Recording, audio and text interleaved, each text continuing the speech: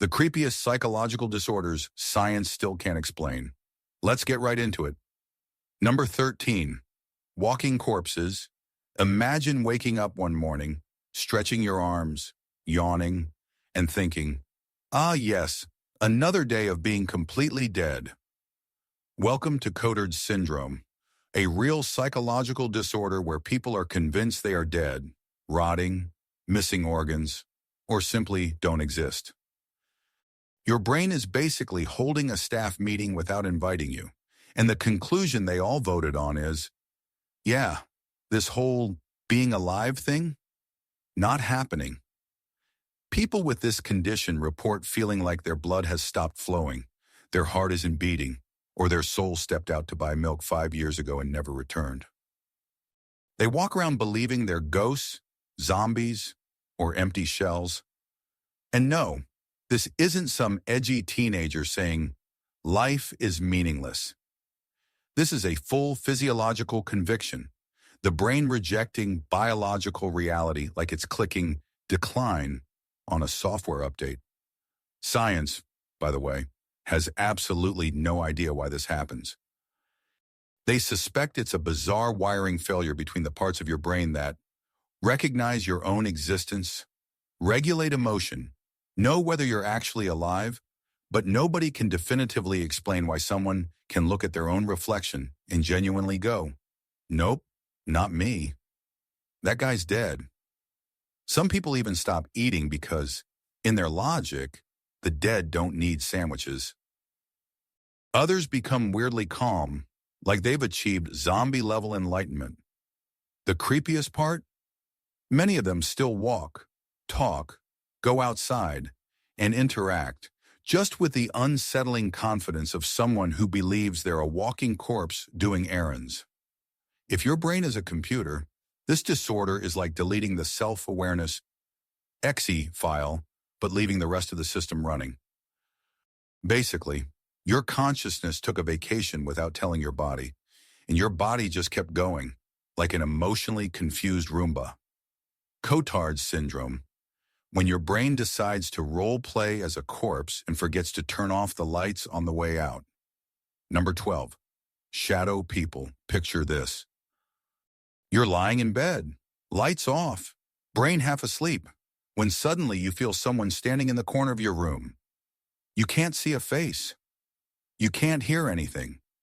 You can't move. But your brain goes, yep, that's a demon. Wonderful. Welcome to the terrifying world of shadow person hallucinations, a phenomenon science has been aggressively shrugging at for decades. These aren't dreams, not ghosts, not sleep paralysis exactly. There's something in between, like your brain glitching so hard it accidentally invents its own horror movie director. People around the world report seeing the same thing. A tall, dark figure, humanoid shape, no face, no sound, just silently staring. It's like your brain casts a shadow puppet but forgets to attach a puppet master. The creepy part? Millions of people who have never met each other, from rural farmers to busy city workers, describe almost the exact same figure. And scientists are like, interesting. Anyway, even when the hallucination doesn't talk, move, or do anything threatening, your brain reacts like it's being chased by a clown holding a chainsaw.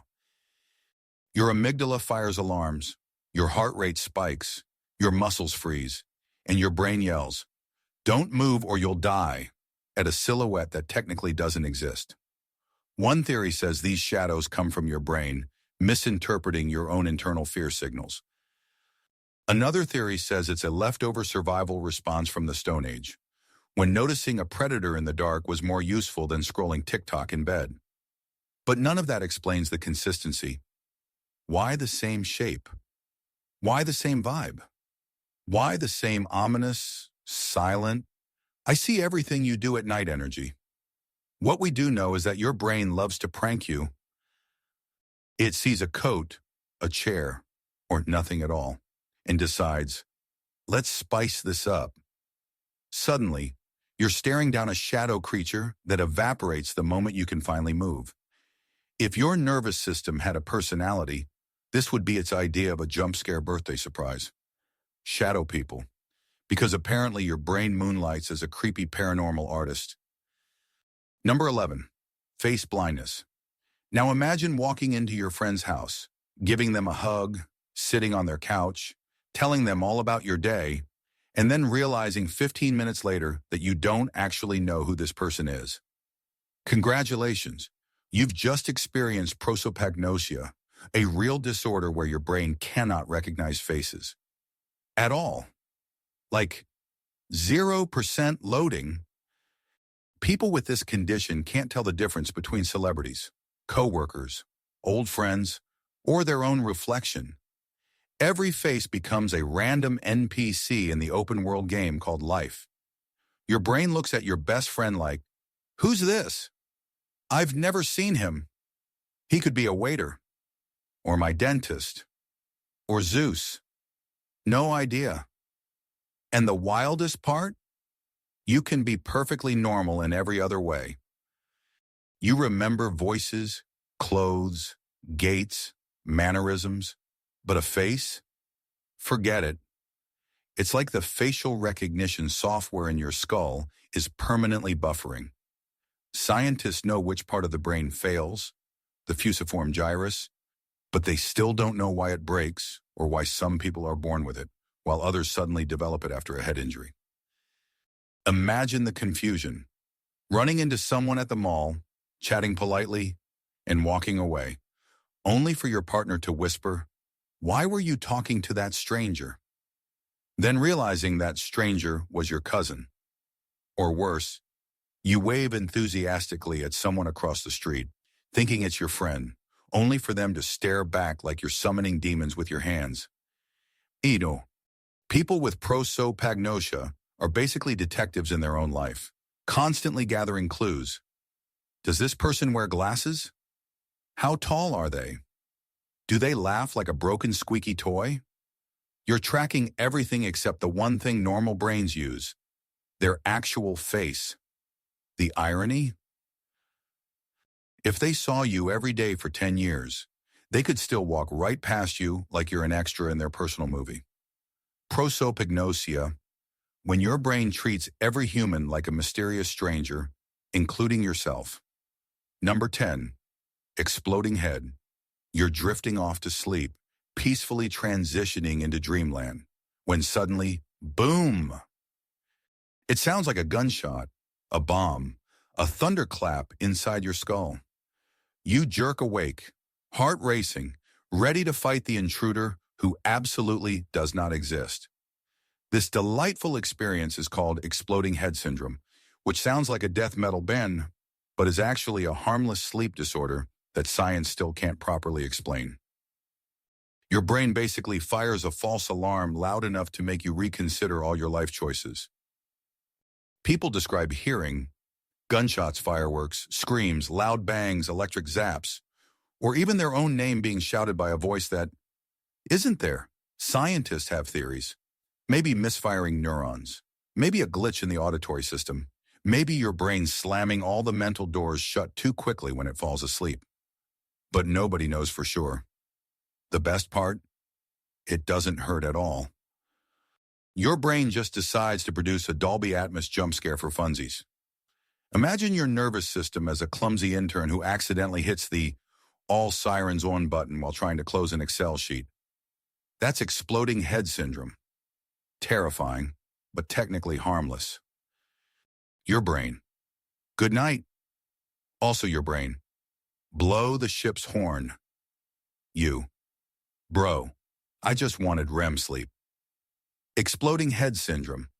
The psychological equivalent of your brain throwing a metal trash can down a staircase for no reason. Number 9. Foreign accent. Imagine going to sleep sounding like your normal self and waking up the next morning speaking English with a flawless French accent, despite never having set foot in France, never taken a French class, and definitely never learned how to pronounce croissant correctly. Congratulations, you've unlocked foreign accent syndrome, the disorder that makes your brain casually decide, new identity, who dis? People with this condition suddenly start speaking in an accent that isn't theirs. And the wild part? They aren't faking.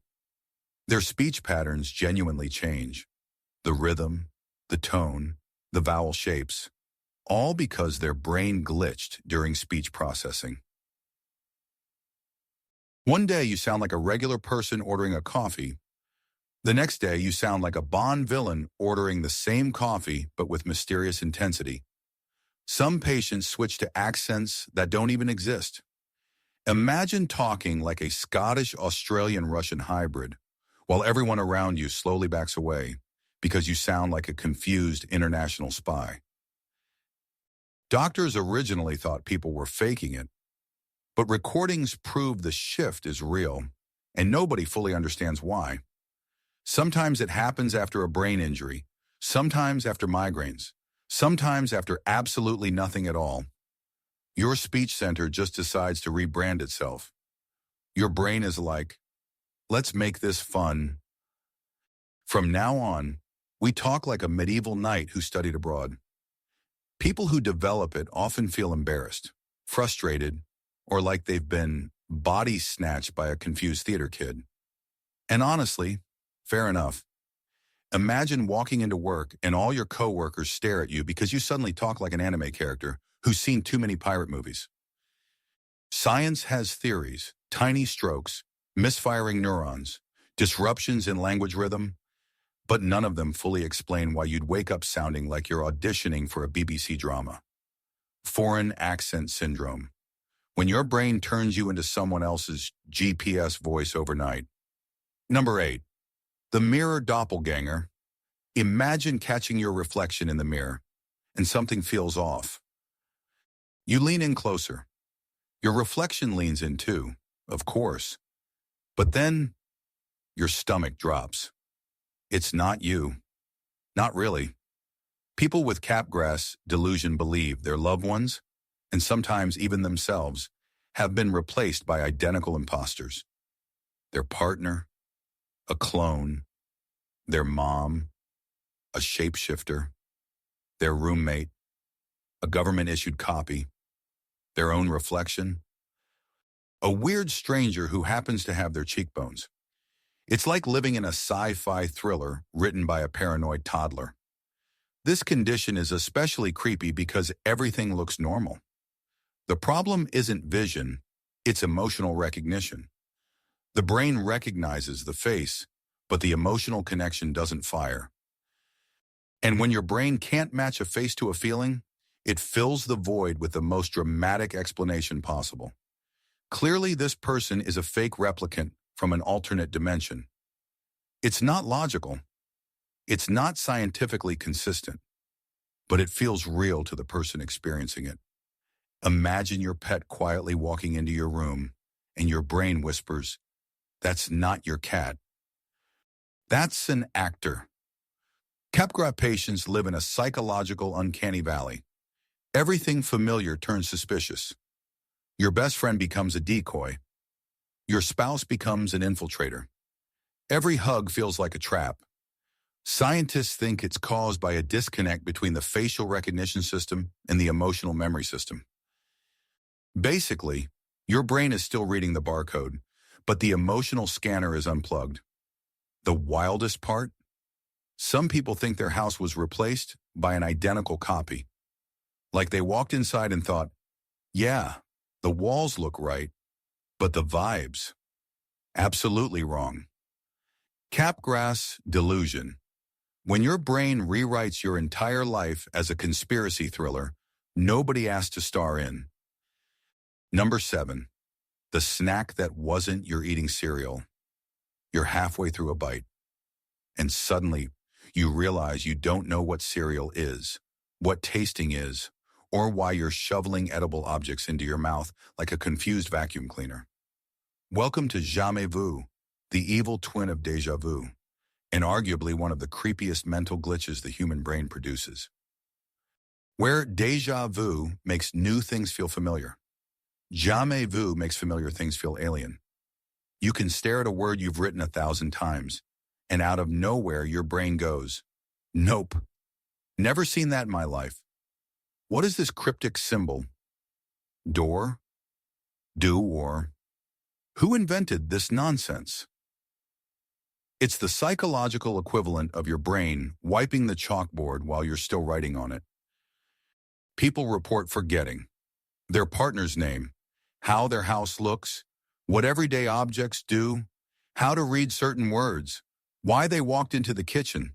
Okay, that one might just be adulthood. One of the most unsettling examples is when someone suddenly can't recognize their own hand. They stare at it like it's a weird, fleshy animal attached to their wrist. Scientists can trigger Jamais Vu in lab experiments just by making people repeat words like the or door dozens of times. Eventually, the meaning collapses and your brain goes, "This is not a real thing. I am being lied to." The problem isn't memory. It's meaning. Your brain temporarily stops connecting the dots between recognition and understanding, and you get stranded in a conceptual void. Jamais vu, when your brain takes a short vacation and forgets to leave a "back in 5 minutes" sign. Number 6, alien hand. Imagine your hand suddenly grabbing a cup, smacking someone, or unbuttoning your shirt without your permission, like it's possessed by a bored poltergeist who's trying to ruin your social life. Welcome to alien hand syndrome, the horrifying condition where one of your hands acts independently. Not metaphorically, literally. The hand moves, touches things, interacts with the world, while you, the actual owner, are sitting there like a confused spectator watching your own body betray you. People describe their hand as having a mind of its own. It might touch strangers, throw things, steal objects, undo what the other hand just did, or gently rest itself on your face like it's studying you for weaknesses. It's not a joke. Your hand legitimately stops listening to your brain's commands. You tell it to stay still, and it's like, "Lol, no." You try to control it, and it actively resists, like a rebellious toddler who learned how to operate machinery. Some people end up holding their rogue hand with their good hand just to keep it from causing chaos. Others scold it out loud. And honestly, same. If my hand decided to start grabbing people in public, I'd yell at it too. What causes it? Usually damage to the brain's motor planning regions. But the mystery is why the hand adopts goal-directed behavior. It's not random twitching. It's purposeful, intentional, coordinated, which means somewhere inside your skull, your motor system is running an unauthorized side project. Alien hand syndrome. Because apparently your body is not a single entity, it's a dysfunctional roommate situation. Number 5, time vanishing. You're sitting there, minding your business, scrolling on your phone, when suddenly, boom, it's 3 hours later and you have absolutely no memory of what happened. Not even a highlight reel. Just missing time, like your brain temporarily switched to airplane mode. Welcome to the eerie phenomenon of dissociative time loss, the psychological black hole where chunks of your consciousness just don't get recorded. This isn't the, "oops, I zoned out for a minute" kind of thing. This is the, "how did I drive 20 miles, reply to emails, eat lunch, and not remember any of it" kind of thing. It's the mental equivalent of waking up in a movie scene you don't remember filming. Your brain basically hits the skip intro button on your own life, except it sometimes skips entire episodes. People with dissociative disorders report floating above their life like a confused ghost, feeling like events happened to someone else, losing entire conversations, or looking in the mirror and realizing they don't remember the last several hours of existence. Imagine opening your text messages and seeing a very long, very coherent conversation you absolutely do not remember typing. Or finding yourself at the grocery store holding a bag of oranges you don't remember choosing. Or worse, being halfway home behind the wheel like your brain just autopiloted you through traffic like some haunted Tesla. Scientists have theories. Of course, trauma, stress, faulty memory encoding, overloaded neural circuits. Basically, your brain is so overwhelmed it just starts deleting scenes to keep the story moving. But the creepiest part? The you that existed during those missing hours was fully functional. Laughing, working, interacting. You were there. You just weren't you. It's like another version of you borrowed your consciousness without asking, took it for a joyride, and returned it with no gas and no explanation. Dissociative time loss, the mental equivalent of your brain posting, BRB, and then simply never coming back. Number 4, smells that aren't there. 1 minute, you're sitting peacefully. The next minute, your nose suddenly insists your house is filled with smoke, or gas, or rotting fruit, or a 17th century battlefield. You panic, you search, you check everything, and nothing is there. You've just experienced phantasmia, the psychological disorder where your nose invents smells that don't exist. Your brain basically says, let's add some flavor, and then blasts you with imaginary odors like you're trapped in a cursed perfume commercial. The scents can be pleasant, flowers, candy, fruit, but usually, they're aggressively awful. Rotten meat, burning rubber, dead animals, sewage. The scent of electrical fire, the scariest one. It's like your brain is trying to warn you about dangers that literally aren't real. A fire drill with no fire, a gas leak with no gas, a corpse with no corpse. Just your neurons wildly improvising. Science knows the smell center in your brain can misfire, but it doesn't know why the hallucinations are so vivid or why they're almost always gross. One theory says your brain remembers past dangerous smells and replays them like a PTSD scratch and sniff card. But honestly, it feels more like your nervous system is pranking you for entertainment. Imagine being in a car with your friend and suddenly saying, "Do you smell that?" And they're like, "Smell what?" And you're like, "The strong scent of burning grandmas?" And they're like, "No? Are you okay?" Phantasmia is basically your brain yelling, "Fire!" in a crowded room that does not, in fact, contain a fire. A malfunctioning nose is one thing. A malfunctioning brain nose is chaos. Number 3, people who think they're animals. Some people identify spiritually with animals. That's not unusual. But with clinical lycanthropy, your brain takes that vibe and cranks the dial all the way to, "Roar, I am literally a wolf." Yes, this is a real psychological disorder where someone genuinely believes they have transformed, or are transforming, into an animal. Wolves, dogs, cats, snakes, cows, even bees. Imagine thinking you're a bee and aggressively buzzing at people while trying to pollinate flowers at the park. People with this condition don't just believe it, they feel it. They may growl, howl, crawl on all fours, insist their bones are rearranging, or swear their teeth are sharper. Their brain rewrites their identity at a biological level, like it downloaded the werewolf expansion pack without permission. Some patients describe feeling fur growing, sensing tails or wings, craving raw meat, experiencing animal instincts, or believing the moon influences their body. Werewolf lore wasn't that far off, apparently. Science, once again confused. We know it's linked to certain neurological conditions, but why the animal theme? Why transformation? Why not something more practical like believing you turned into a calculator or a toaster? The leading theory is that identity processing circuits glitch so hard that the brain grabs the nearest metaphor. I feel different. I feel wild. Therefore, I must be a wolf. It's both fascinating and terrifying, like living inside your own myth. Clinical lycanthropy. when your brain confidently uploads a firmware update from the animal kingdom. Number 2, the tangled reality.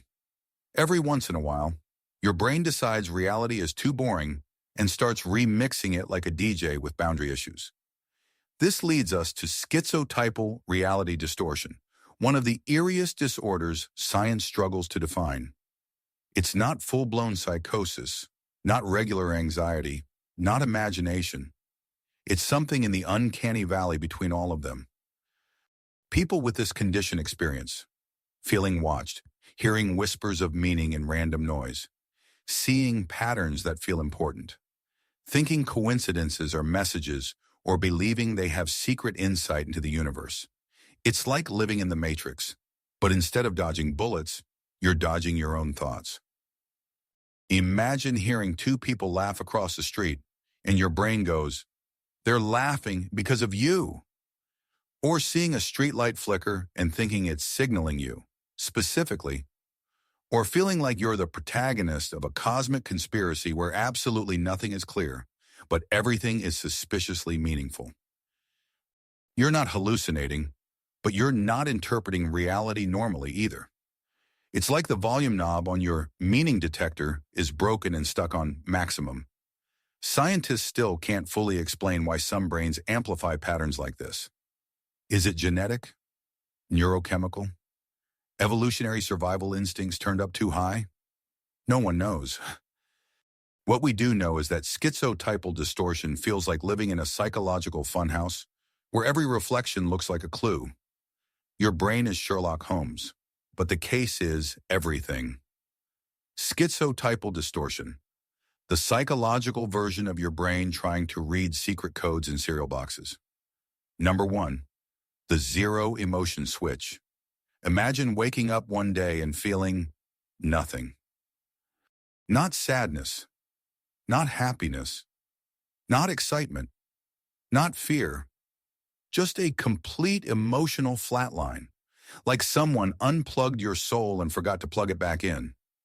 This is depersonalization, derealization disorder, one of the most unnerving psychological states science still struggles to understand. People describe feeling detached from their own body, watching themselves from outside, feeling like the world is fake, like everything is made of cardboard, like time isn't real, like they're a character in a low-budget video game, like their emotions are trapped behind glass. You can look at your own hands and think, these don't feel like mine. You can talk, laugh, function, but feel nothing behind it, like an actor wearing your personality as a costume. Imagine walking down a street you've walked 1,000 times, and suddenly the world looks wrong. Too bright, too flat, too staged, too artificial. Like someone replaced reality with a simulation textured by interns. The scariest part? You know something is wrong. You know you're supposed to feel connected, but you don't, and you can't fix it by trying. Science can't explain why some brains suddenly lose the ability to feel real. Stress? Trauma? Neurological misfires? No one knows for sure. It's like the emotional center suddenly freezes. A psychological Windows crash. People describe it as living behind a foggy window, screaming silently while the world carries on like nothing happened. Depersonalization. When your brain disconnects your soul and forgets to leave directions for plugging it back in. That's all for today. I'll be making similar videos in the future. Subscribe to see them.